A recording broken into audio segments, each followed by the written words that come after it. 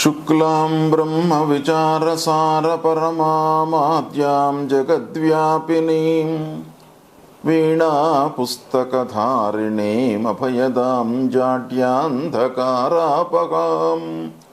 हस्ते स्फाटिकमालिकां विदधतीं पद्मासने संस्थितां वन्दे तां परमेश्वरीं भगवतीं बुद्धिप्रदां शारदां।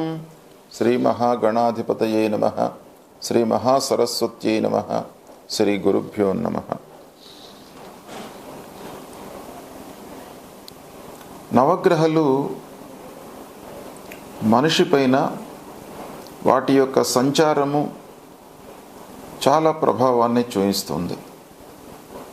అందున ముఖ్యంగా శుభగ్రహాలు మంచి స్థానాలలో సంచరిస్తూ ఉన్నప్పుడు శుభ ఫలితాలను, పాపగ్రహాలు నైసర్గిక పాపగ్రహాలు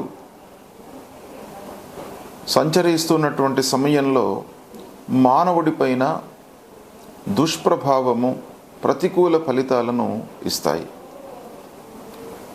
అందులో ముఖ్యంగా అంగారకుడు, సూర్యుడు, శనీశ్వరుడు, రాహు, కేతువులు ఇదొక వర్గంగా మనం భావిస్తాం. మిగతా వర్గము శుభగ్రహాలు పూర్ణ శుభుడు, గురువు, శుక్రుడు, బుధుడు, చంద్రుడు ఈ గ్రహాలను ఒక వర్గంగా భావిస్తాం. అయితే ముఖ్యంగా అంగారకుడి యొక్క ఫలితము ఎలా ఉంది, అంగారకుడి యొక్క సంచారం మూలకంగా ఈ 12 రాసులలో 12 రాసులలో జన్మించినటువంటి వారికి ఎలాంటి ఫలితాలు ఉంటాయి, ఈ సంవత్సరం మొత్తం కూడాను అంగారకుడి యొక్క ప్రభావము 12 రాసులపై ఎలా ఉంది అనేటువంటి విశ్లేషణను మనం ఒక్కసారి చూద్దాం. ఇప్పుడు ఈ సంవత్సరము అంగారకుడు స్తంభన రూపంలో అంటే స్తంభించి ఉన్నాడు. గ్రహాలకు రుజుమార్గంలో ప్రయాణిస్తుంటాయి. కొన్ని రోజుల తర్వాత మళ్ళీ వక్రగతిని పొందుతాయి. మళ్ళీ కొన్ని రోజులు వక్రగతిలో ప్రయాణించిన తర్వాత మళ్ళీ స్థిరత్వాన్ని పొంది మళ్ళీ రుజుమార్గంలోకి వస్తూ ఉంటారు. సూర్యుడికి ఎంత దూరంలో ఉన్నారు అనేటువంటి విషయం పైన మిగతా గ్రహాలన్నిటి యొక్క చలనము ఆధారపడి ఉంటుంది. కనుక సూర్యుడు ప్రధానమైనటువంటి గ్రహ. ఆ సూర్యుడికి ఎన్ని అంశాలలో ఉన్నారు, ఎంత దూరంలో ఉన్నారు, ఏ యాంగిల్లో ఉన్నారు, ఆ కోణీయ వేగం ఎలా ఉంది అనేటువంటి విషయాలపై ఆధారపడి మిగతా గ్రహాల యొక్క చలనము ఆధారపడి ఉంటుంది. అయితే అంగారకుడి గురించి మనము ఈరోజు ఆ అంగారకుడి యొక్క సంచారము, చలనము ఏ విధంగా ఉంది, రాసులపై వాటి యొక్క ప్రభావం ఎలా ఉంది అనేటువంటి విషయాన్ని మనం తెలుసుకుందాం. ఈ నవగ్రహాలు ఒక్క రాశి లోపల సరాసరిగా ఎన్ని రోజులు ఉంటారు, ఎన్ని రోజులు స్థిరంగా ఉంటారు అనేటువంటి విషయాన్ని మనకు శాస్త్రం చెప్పింది. అంటే యావరేజ్గా తీసుకొని ఇన్ని రోజుల వరకు ఈ గ్రహ ఈ రాశిలో ఉండడానికి అవకాశం ఉంది, ఉంటాడు అనేటువంటి విషయాన్ని మనకు చెప్పింది. మనకు ప్రామాణిక శాస్త్రం ఏం చెప్తుంది అనంటే, బుధ శుక్రవు రవిర్మాసం మాసం మాసార్ధత కుజ గురుర్ద్వాదశ మాసాని త్రింశన్ మాసం శనైశ్చర రాహుశ్చాష్టాదశశ్చైవ కేతుశ్చాష్టాదశస్తథా చంద్రో దినద్వయం చార్థం రవ్యాదీనాం క్రమాద్విదుహు అని. అంటే ముఖ్యంగా ఈ నవగ్రహాలు మనకు ప్రమాణం ఏంటంటే బుధ శుక్ర రవిలు, బుధుడు, శుక్రుడు, రవి ఈ 3 గ్రహాలు ఒక మాసము ఒక రాశిలో సంచరిస్తారు. అంటే ఈ 3 గ్రహాల యొక్క ప్రభావము ఒక మాసం వరకే ఉంటుంది.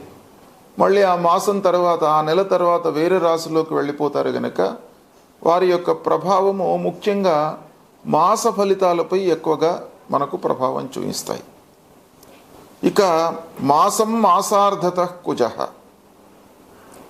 మాసార్ధము మాసము, మాసము ప్లస్ మాసార్ధము అంటే 45 రోజులు, నెలన్నర అంగారకుడు ఒక రాశిలో సంచరిస్తాడు.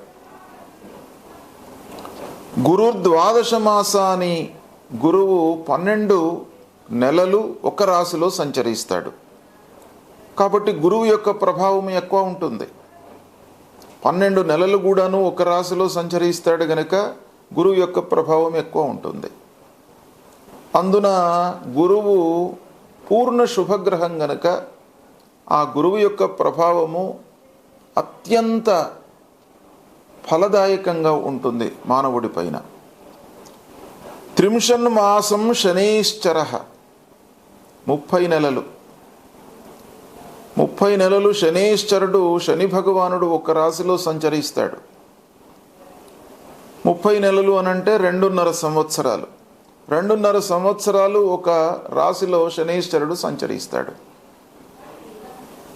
కనుక 2.5 సంవత్సరాలు ఆ రాశిలో సంచరిస్తాడు గనక ఆ శని యొక్క ఎఫెక్ట్ అనేది చాలా ఎక్కువ ఉంటుంది. అందున పాపగ్రహము ఎక్కువ రోజులు ఒక రాశిలో ఉన్నట్టయితే ఆ రాశి శుభమా అశుభమా అనే దానిపైన దాని ప్రభావం ఆధారపడి ఉంటుంది. కానీ మొత్తానికి 30 నెలలు శనీశ్వరుడు ఒక రాశిలో ఉంటాడు.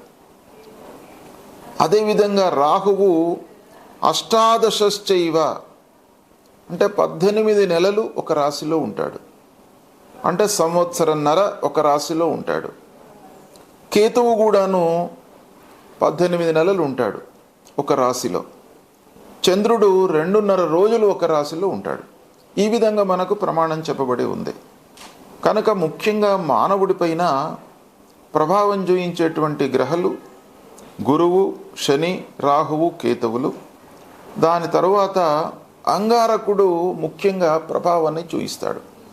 ఎందుకయ్యా అంగారకుడు 45 రోజులే కదా ఉండేది ఒక రాశిలో అనంటే, అంగారకుడికి ఒక ప్రత్యేకమైనటువంటి చలనము ఉంది.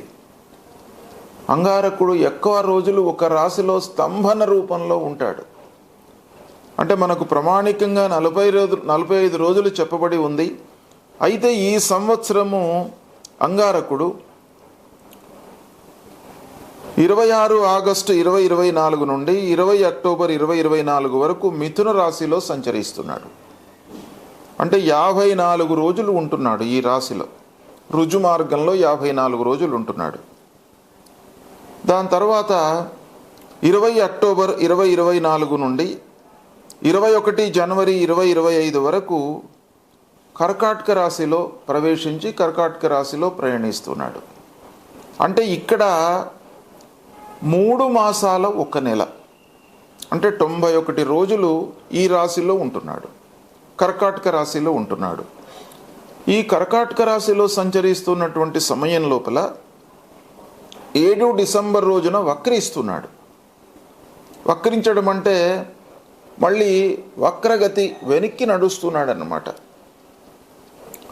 ఈ వక్రము అనేటువంటిది రిలేటివ్గా జరుగుతుంటుంది. అంటే సాపేక్షంగా మనం చూసినప్పుడు వక్రం అనేది మనకు కనబడుతుంది. అంటే భూమిపైన ఉన్నటువంటి మనకు ఆ అంగారకుడు యొక్క గమనాన్ని మనము అబ్జర్వ్ చేసినట్టయితే ఆ రిలేటివ్గా మనకు వెనుకకి వస్తున్నట్టుగా కనబడతాడు, వెనుకకి చెలిస్తున్నట్టుగా మనకు కనబడతాడు. కానీ వాస్తవంగా మనం భౌతికంగా ఆలోచించినట్టయితే వక్రం అనేది ఉండదు, ముందుకే నడుస్తూ ఉంటాడు గ్రహము. అయితే మన ఈ ఆబ్జర్వేషన్ ప్రకారంగా 7 డిసెంబర్ 2024 రోజున వక్రిస్తున్నాడు. మళ్ళీ వక్రించి 21 జనవరి 2025 వరకు కర్కాటక రాశిలో సంచరిస్తున్నాడు. అంటే ఇక్కడ కర్కాటక రాశిలో 91 రోజులు సంచరిస్తున్నాడు. ఇక దాని తర్వాత మళ్ళీ 24 ఫిబ్రవరి 2025 వక్రత్యాగం చేస్తున్నాడు. అంటే 21 జనవరి 2025 నుండి 3 ఏప్రిల్ 2025 మధ్యకాలం లోపల మిథున రాశిలోకి మళ్ళీ వెళ్తున్నాడు. అంటే మిథున రాశిలో సంచరిస్తున్నాడు ఈ సమయంలో. అంటే ఇక్కడ చూడండి 2 మాసాల 12 రోజులు, అంటే 72 రోజులు ఈ వ్యవధి లోపల సంచరిస్తున్నాడు. దాని తర్వాత మళ్ళీ 3 ఏప్రిల్ నుండి 3 ఏప్రిల్ 2025 నుండి 7 జూన్ 2025 వరకు కర్కాటక రాశిలో సంచరిస్తున్నాడు. మళ్ళీ అంటే రుజుమార్గంలో కర్కాటక రాశిలో సంచరిస్తున్నాడు. అంటే ఇక్కడ 64 రోజులు సంచరిస్తున్నాడు. ఇది ఈ కుజుడి యొక్క సంచారం ఈ సంవత్సరం ఇలా ఉంది. అయితే దీన్ని మనం క్షుణ్ణంగా చూసినట్టయితే మొదటి భాగంలో మిథున రాశిలో 54 రోజులు ఉంటున్నాడు. మళ్ళీ 72 రోజులు మిథున రాశిలో ఉంటున్నాడు. అంటే 126 రోజులు మిథున రాశిలో సంచరిస్తున్నాడు. తర్వాత ప్రారంభంలో 91 రోజులు కర్కాటక రాశిలో సంచరిస్తున్నాడు. దాని తర్వాత మళ్ళీ 64 రోజులు కర్కాటక రాశిలో సంచరిస్తున్నాడు. అంటే 155 రోజులు సంచరిస్తున్నాడు. అంటే మిథున రాశిలో 126 రోజులు, కర్కాటక రాశిలో ఏకంగా 155 రోజులు సంచరిస్తున్నాడు. అంటే సాధారణంగా ఉండవలసినటువంటి ప్రమాణం ఏంటి? అంగారకుడు 45 రోజులు ఉండాలి. కానీ ఆ 45 రోజులకు మించి ఒక్కొక్క రాశిలో ఉంటున్నాడు కనుక ఇలాంటి స్థితిని మనం ఏమంటాం? కుజస్తంభనము అని అంటాం. అంటే ఈ సంవత్సరము కుజస్తంభనము ఈ 2 రాశులలో సంభవిస్తుంది. మిథున రాశిలో, కర్కాటక రాశిలో కుజస్తంభనము సంభవిస్తుంది. అయితే ఈ స్తంభనము 12 రాశుల వారికి ఎలా ఉంటుంది, వీటి యొక్క ఫలితం ఎలా ఉంటుంది అనేటువంటి విషయాన్ని విశ్లేషించి తెలుసుకుందాం. కుంభరాశి వారికి కుజస్తంభనం మూలకంగా గోచార ఫలితాలు ఎలా ఉన్నాయో తెలుసుకుందాము. ఈ సంవత్సరం ముఖ్యంగా కుజుడు స్తంభనంలో ఉన్నాడు. అంటే నిర్ణీత కాల వ్యవధి కంటే ఎక్కువ రోజులు రాశిలో ఉన్నాడన్నమాట. మిథున, కర్కాటక రాశిలలో సంచరిస్తున్నాడు. అయితే కుంభరాశి జాతకులకు మిథున రాశిలో సంచరిస్తున్నటువంటి సమయము పంచమ స్థానమవుతుంది. అయితే ఈ పంచమ స్థానంలో 26 ఆగస్టు 2024 నుండి 20 అక్టోబర్ 2024 మధ్యకాలంలో, మళ్ళీ 21 జనవరి 2025 నుండి 3 ఏప్రిల్ 2025 మధ్యకాలంలో మిథున రాశిలో సంచరిస్తున్నాడు. ఈ మిథున రాశిలో సంచరించడము ప్రతికూలమవుతుంది కుంభరాశి జాతకులకి. అంటే 5వ స్థానంలో సంచరిస్తున్నాడు అన్నమాట. ఈ 5వ స్థానంలో సంచరించడం మూలకంగా ఎలాంటి ఫలితాలు ఉంటాయి, ఏ విషయాలపై ప్రభావం చూపిస్తాడు ముఖ్యంగా అని ఆలోచించినట్టయితే పిల్లల చదువు విషయం లోపల మీరు జాగ్రత్తలు తీసుకోవాలి. అనవసరమైనటువంటి ఆటంకాలు రావడం మూలకంగా మనకు పిల్లల విషయంలో కొంత ఆలస్యం జరిగేటువంటి అవకాశాలు ఉంటాయి. కాబట్టి కొంత జాగ్రత్తలు తీసుకోండి. పిల్లల చదువుకు ముఖ్యంగా విలువ ఇవ్వండి, ప్రాధాన్యత ఇవ్వండి. తర్వాత పెళ్ళి అయ్యి చాలా రోజుల నుంచి సంతానం కొరకు ఎదురు చూస్తున్నటువంటి వారికి కొంత అవకాశాలు ఉన్నాయి. ఈ సమయం లోపల సంతాన సాఫల్యము, సంతానాన్ని పొందడము, తర్వాత అనుకోని కొన్ని పనులు జరిగే అవకాశాలు ఉన్నాయి. కొన్ని ఏమో మనకు విభిన్నంగా ఫలితం వచ్చే అవకాశాలు కూడాను ఉన్నాయి ఈ సమయం లోపల. తర్వాత ప్రారంభించినటువంటి పనుల లోపల ముఖ్యంగా ఆలస్యం కనబడుతుంది. కొన్ని పనులు మధ్యలో వదిలిపెట్టడము, ఆగిపోవడము, ఇక ఉద్యోగస్తులకు ఆఫీసులో పనిభారం పెరగడము, హైఅప్స్తో అధికారులతో కొన్ని ఇబ్బందులు, ఇలాంటివి జరిగే అవకాశాలు ఎక్కువగా ఉన్నాయి. దానికి తోడుగా ఖర్చులు ఎక్కువ ముందుకు వస్తాయి. ఊహించని ఖర్చులు, అనవసరమైనటువంటి ఖర్చులు, భూతగాదాలు ముందుకు రావడము, వాహనముల విషయం లోపల మనకు రిపేర్స్ రావడము, ఇంటి మరమ్మతులు ఫోర్స్డ్గా చేయవలసినటువంటి పరిస్థితి ఏర్పడము, ఇలాంటివన్నీ కూడాను ఈ పంచమ స్థానంలో అంగారకుడు సంచరిస్తున్నటువంటి సమయంలో కలుగుతుంది. అయితే పంచమ స్థానము గోచార రీత్యా ప్రతికూలమే అయినప్పటికీ దశమాధిపత్యం వచ్చింది కనుక ఇది కూడాను మీకు కొంతవరకు కలిసి వస్తుంది. అంటే కొన్ని విషయాలలో పిల్లల విషయంలో మీరు కొంత ఎఫర్ట్స్ పెట్టినట్టయితే మీకు బాగా కలిసి వస్తుంది. వాళ్ళ చదువు కానివ్వండి, వాళ్ళ ఉద్యోగ ప్రయత్నాలు కానివ్వండి, వాళ్ళ విషయం లోపల పెళ్లి సంబంధం చూడడము, ఇలాంటివి ఏవైనా కూడాను మీరు పిల్లల విషయంలో చేసేటట్టయితే మీకు అనుకూలంగానే ఉంటుంది, బాగా కలిసి వస్తుంది. ఇక కర్కాటక రాశిలోకి ప్రవేశిస్తున్నాడు. తదనంతరం 20 అక్టోబర్ నుండి 21 జనవరి 2025 వరకు కర్కాటక రాశిలో సంచరిస్తున్నాడు. దాని తర్వాత మళ్ళీ 3 ఏప్రిల్ నుంచి 7 జూన్ వరకు కూడాను కర్కాటక రాశిలో సంచరిస్తున్నాడు. అంటే టోటల్గా మనకు 91 రోజులు మొదట్లో, దాని తర్వాత 64 రోజులు, కలిపి 155 రోజులు కర్కాటక రాశిలో సంచరిస్తున్నాడు. అంటే నిర్ణీత కాల వ్యవధి 45 రోజులే. అంగారకుడు ఉండేటువంటి ఒక రాశిలో 45 రోజులే ఉంటాడు. కానీ దానికి మించి ఇక్కడ ఉంటున్నాడు కాబట్టి ఇది స్తంభనం అన్నమాట.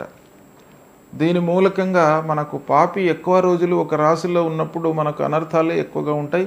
మంచి స్థానంలో ఉన్నప్పుడు మంచి కూడాను ఎక్కువ రోజులు జరిగే అవకాశాలు ఉంటాయి. అయితే ఈ కర్కాటక రాశిలో సంచారము కుంభరాశి వారికి 6వ స్థానం అవుతుంది. 6వ స్థానంలో సంచరించడం చాలా కలిసి వస్తుంది. ఆరోగ్య సమస్యల నుండి మీరు విముక్తులవుతారు. ఆరోగ్యం బాగా ఉంటుంది. సంతోషంగా జీవనం గడుపుతారు, ఆనందంగా ఉంటారు. తర్వాత బంధువులు, ఆత్మీయులు, దగ్గర వాళ్ళు, వీళ్ళందరి యొక్క సహాయ సహకారాలు మీకు బాగా అందుతాయి. అంతేకాకుండా మీరు పెట్టినటువంటి పెట్టుబడులకు ఈ కాలం లోపల, ఈ నేను చెప్పినటువంటి సమయంలో మీకు ప్రతిఫలాలు అందేటువంటి అవకాశాలు ఉన్నాయి. మీరు పూర్వం ఏవైతే పెట్టుబడులు పెట్టినారో ఈ అంగారకుడి మూలకంగా మీకు కలిసి వస్తాయి. అంటే భూముల విషయంలో మీరు పెట్టుబడి పెట్టి ఉన్నట్టయితే, లేదా ఇంటి విషయం లోపల ఏదైనా కూడాను మీరు ఇన్వెస్ట్మెంట్ చేసి ఉన్నట్టయితే మీకు బాగా కలిసి వస్తుంది.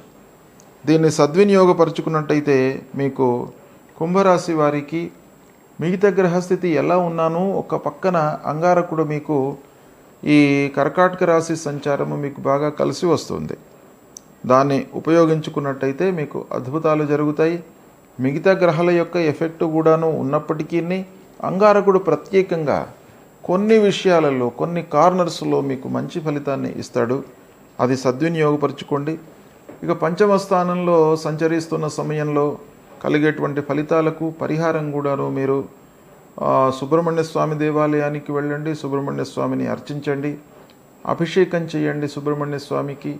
ధరణీ గర్భ సంభూతం విద్యుత్ కాంచన సన్నిభం కుమారం శక్తిహస్తంచ మంగళం ప్రణమామ్యహం అనేటువంటి మూలమంత్రాన్ని పఠించండి. చాలా మీకు సంతృప్తిగా ఉంటుంది, కలిసి వస్తుంది. శుభం.